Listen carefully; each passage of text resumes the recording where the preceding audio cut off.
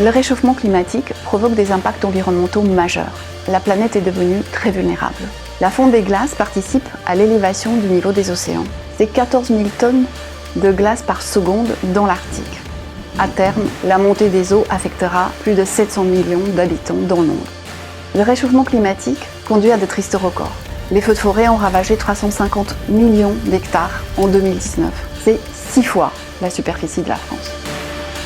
Ces enjeux environnementaux sont bien compris et intégrés au cœur des politiques publiques de relance. Par exemple en Europe, où le budget de relance post-crise sanitaire se focalise vraiment sur la transition environnementale. En particulier pour sortir des énergies fossiles et décarboner l'économie, avec l'ambition d'atteindre la neutralité carbone en 2050. Les principaux moteurs de cette transformation sont les sociétés offrant des solutions vertes et innovantes. Les énergies renouvelables offrent des opportunités quasi illimitées de production d'énergie à bas coût et disponibles localement. Elles sont devenues très compétitives et se diffusent partout dans le monde. Les énergies renouvelables constituent la première brique de décarbonisation.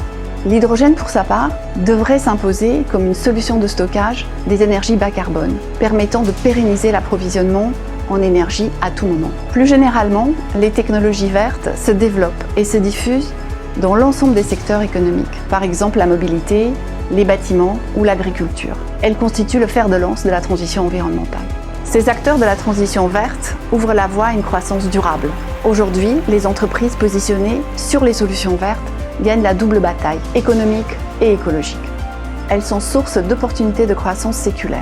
Une gestion de long terme se doit d'investir sur les technologies de demain.